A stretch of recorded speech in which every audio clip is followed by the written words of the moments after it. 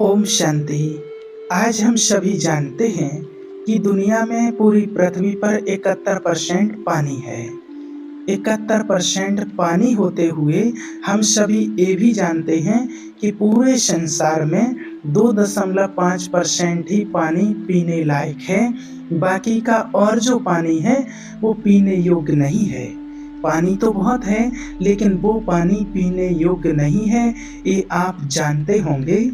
और अगर आप नहीं जानते हैं या फिर आपको विश्वास नहीं होता है, तो आप गूगल में जाकर के इसको सर्च कर सकते हैं कि जो दुनिया में पीने योग्य पानी है वो कितने परसेंट है जो शुद्ध पानी पीने योग्य है। तो आपको भी विश्वास हो जाएगा कि हाँ, कितना पानी पीने योग्य है। बाकी का पानी दूषित है। 68.7% ग्लेशियर और बर्फ के टुकड़े हैं, इसलिए वो पानी पी नहीं सकते हैं।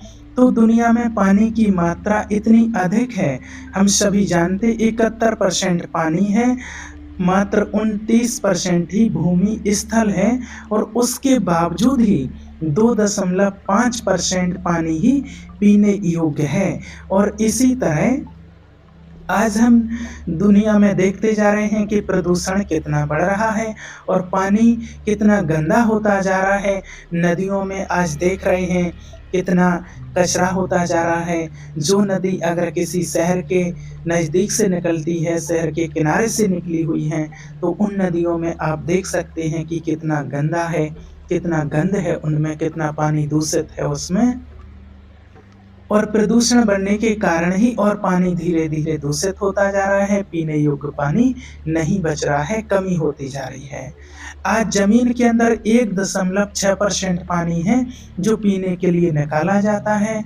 अगर इसी प्रकार से और ये गतिविधियां अगर बढ़ती जाती हैं तो हम समझ सकते हैं कि संसार का क्या हाल होगा। आने वाली पीढ़ियों के लिए पानी की कितनी कमी हो सकती है।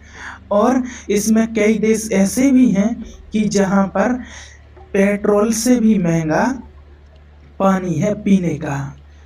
तो ये तो पानी की बात हुई है। अब आपको और आगे बताते हैं।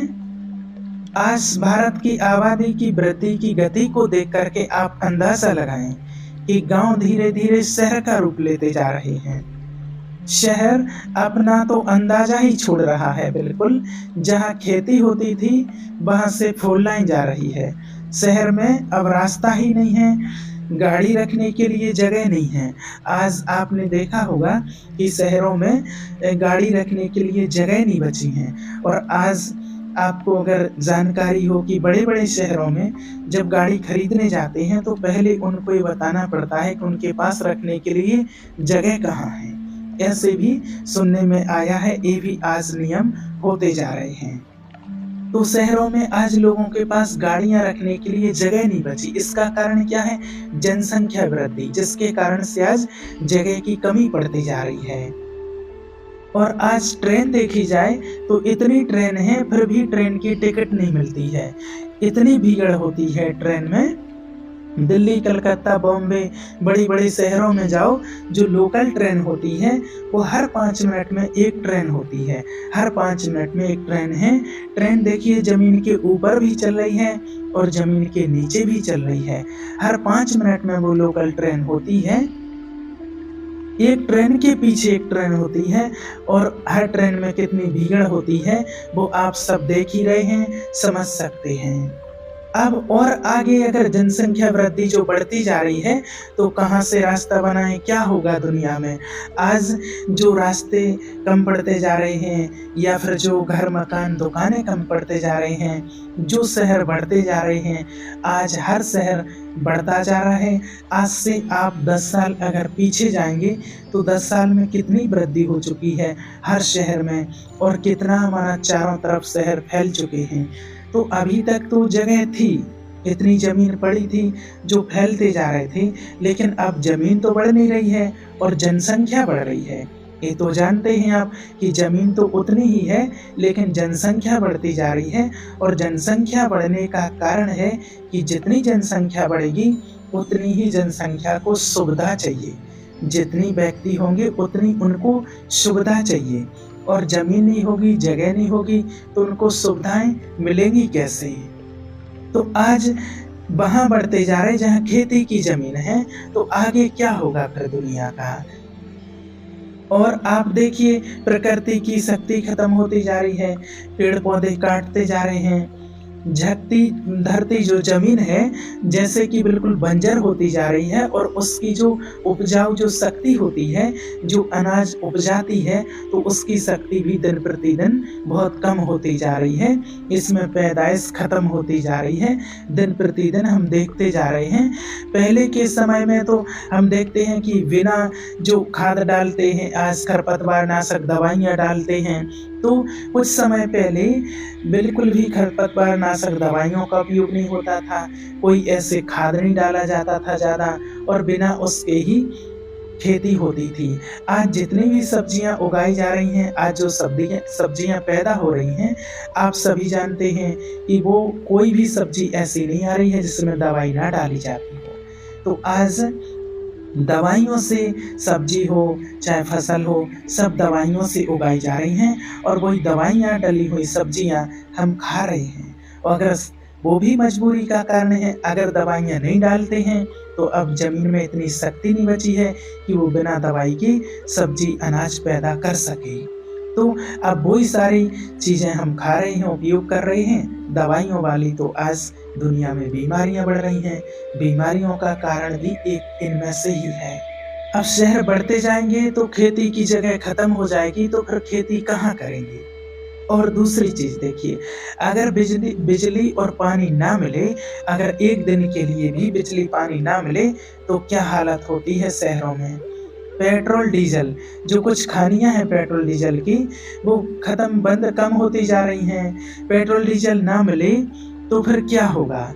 गाड़ियाँ तो बढ़ती जा रही हैं दिन प्रतिदिन और बढ़ती ही जाएँगी, लेकिन अगर पेट्रोल डीजल ना मिले तो क्या होगा? तो फिर आगे क्या होगा? देखिए अनाज कहाँ से पैदा होगा, खेती कहाँ करेंगे? आबादी तो दिन प्रतिदिन बढ़ती ही जा रही है और दुकान मकान से सब आज खेती भरती जा रही है। आबादी बढ़ती जाएगी तो ज़मीन कम पड़ती जाएगी और खेती धीरे-धीरे कम पड़ती जा रही है, तो अनाज कहाँ उगाएँगे? और जब आवश्यक अनाज नहीं मिलेगा तो क्या होगा दुनिया का हाल? ये सब कुछ तो हम देख ही रहे, ये भगवान वाच्य है कि आगे चल के क्या-क्या होगा। अनाज नहीं मिलेगा तो क्या होगा? जब पेट भर भोजन नहीं मिलेगा लोगों को तो क्या होगा फिर दुनिया का हाल? तो लोग लड़ेंगे, कटेंगे, मरेंगे, पिटेंगे, खून की नदियाँ बहेंगी। और आप देखिए दिल्ली की आबादी देखिए कितनी बढ़ती जा रही है, करोड़ों की आबादी में पहुँची है और वहाँ पर पानी है क्या पीने के लिए? आप सभी जानते हैं। जमुना जी में कौन-सा पानी जाता है? पूरे शहर का गटर का पानी उसमें जाकर के जमुना जी में मिलता है, क्योंकि परमात्मा ने कहा है कि ये नर्क है। और उस गटर पानी में जो जमुना जी का जो गटर में मिला हुआ जो पानी है और उसी पानी को फ़िल्टर करके सप्लाई किया जा रहा है, वही गटर में मिक्स पानी को फ़िल्टर किया जाता है। देखिए नर्क है। और देखिए अगर बिजली है तो वो पानी फ़िल्टर होके दिया जा रहा है, पहुँचाया जा रहा है लोगों तक पीने के लिए। बिजली है तो पहुँचाया जा रहा है और कल के दिन अगर बिजली ना मिले तो, अगर बिजली चली जाएगी तो क्या होगा? उस गटर के पानी को पीने को ही मजबूर हो जाएंगे लोग और उस गटर पानी पीने के लिए ही लड़ाई होगी, लोग लड़ेंगे। ये नर्क है, इसका अंत होना है, इसका परिवर्तन होना है। तो देखिए ये समय आ रहा है, आगे क्या होगा आप सब इस चीज़ का अंदाज़ा लगा सकते हैं।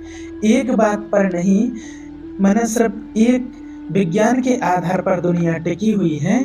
विज्ञान के आधार पर कैसे? सब कुछ आज इंटरनेट के माध्यम से हो रहा है, नेट के आधार से हो रहा है। कारोबार, हिसाब-किताब, लेन-देन सब नेट के हिसाब से हो रहा है। किसके पास कितना पैसा है, नेट है तो बता सकता है आपके अकाउंट में कितना पैसा है, बैंक बैलेंस बता सकता है। नेट है तो, इंटरनेट है तो बता सकते हैं, आप पैसे का लेन-देन कर सकते हैं, निकाल सकते हैं।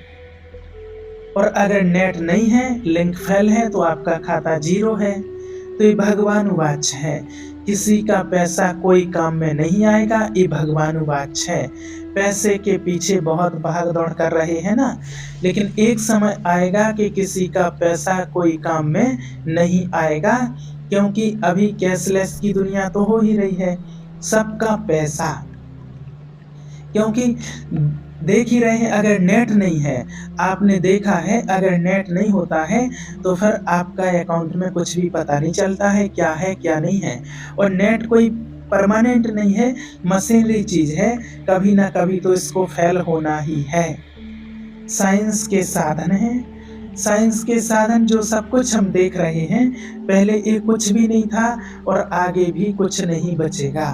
अगर सोचिए कल से नेट बंद हो जाए तो कल से सबका पैसा या कोई काम कुछ भी कर नहीं सकेंगे, तो उस टाइम क्या क्या होगा वो दृश्य हमारे सामने आएंगे। महाभारत की युद्ध जैसा दृश्य होगा। भगवानुवाच की किसी का पैसा काम नहीं आएगा। टू मच जितना हम पैसा करते हैं, हम इतना फिदा ना हो जाएं। आज पूरी दुनिया में हम देख रहे हैं कि आज दुनिया में अनगिनत मिसाइल तोपें बनी हुई हैं, और आज हम दुनिया में देख रहे हैं कि कुछ समय पहले जब कोरोना आया था तो पूरी दुनिया में, पूरे देश में हाहाकार मच गया था। लॉकडाउन लग गया था, मार्केट दुकानें सब बंद कर दिया था, हर व्यक्ति के अंदर भय पैदा हो गया था। जो कोई कुछ भी जिसका दिखाई नहीं देता था, जो दिखाई नहीं देता था उसने सारी दुनिया को हिला दिया। एक कोरोना निकला और सारी दुनिया के कोने कोने में फैल गया और सारी दुनिया को हिला दिया। और आज जो मिसाइलें देखते हैं, जो आज इतनी खतरनाक मिसाइलें जो बन चुकी हैं, जो विश्व में कितनी मिसाइलें ऐसी हैं, कितने एटम बॉम्ब्स तोपें मिसाइलें जो बने हुए हैं, उनका क्या होगा ये तो सभी जानते हैं। ये तो देखिए, दुनिया को कहा जाता है कि सागर है और सागर ही सागर था, पानी ही पानी था और पानी ही पानी होगा। 71% पानी जो आज है, 29% जो स्थल आज बचा हुआ है। तो सागर का पानी ही जब भाप बन करके बरसता है तो वो ही पानी दुनिया में तबाही मचा देता है, बाढ़ आ जाती है। सागर में कितना पानी है और वो पानी का भाप बनकर आकर के जब बरसता है तो दुनिया को डुबा देता है। सोचिए, पानी का इतना भार है, एक समय पानी ही पानी हो जाएगा, सागर ही सागर हो जाएगा। ये भगवानुवाच है कि पूरी दुनिया में पानी ही पानी होगा, और जो अलग अलग खंड हैं वो कुछ भी नहीं होगा, सिर्फ एक भारत खंड ही होगा। क्योंकि भगवान भारत में अवतार लेते हैं, भारत में ही जन्मते हैं, इसलिए भारत अविनाशी खंड है। भारत परमात्मा की अवतरण भूमि है, जन्म भूमि है। बाकी सारी दुनिया का परिवर्तन हो जाता है।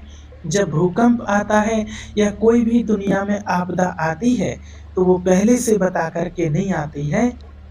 दुनिया परिवर्तन के लिए तो भगवान ने इशारा दे दिया कि कलयुग के बाद सतयुग तो आना ही है और विनाश में कोई ज़्यादा टाइम नहीं लगेगा। दुनिया चुटकी में परिवर्तन हो जाएगी, खेल हो जाएगा, हो सकता है एक। लेकिन उसके लिए हमें क्या करना है, जो फिर से जो नवयुग की परमात्मा स्थापन करने आया है, जो परमात्मा स्थापना कर रहा है नई दुनिया की, जो हीरे जवाहरातों से सजत महल होंगे, जिसको जन्नत बहिश्त कहते हैं, सतयुग कहते हैं, स्वर्ग कहते हैं, फिर से वही दुनिया यहाँ आनी है और वहाँ जाने के लिए हमें फिर से तैयार होना है। यही गीता ज्ञान है। भगवान कहता है कि अभी तुमको तैयार होना है, और यहाँ पर जो कुछ भी देख रहे हैं एक एक सेकंड रिपीट होता जाता है। जो कुछ बीतता है सेकंड बाय सेकंड रिपीट होता है। इसको कहते हैं नथिंग न्यू, कुछ नया नहीं होता है। जो कुछ कल पहले हुआ था वो ही फिर दोबारा से रिपीट हो रहा है। इसलिए हमें यहाँ पर समय को बहुत अच्छे से समझ करके बिताना है और सावधानी से चलना है। और जो परमात्मा नवयुग का हमें ज्ञान दे रहे हैं, नई दुनिया में ले जाने का, उसकी पूरी तैयारी करके पुण्यात्मा बन करके हमें उस दुनिया में जाना है। ओम शांति।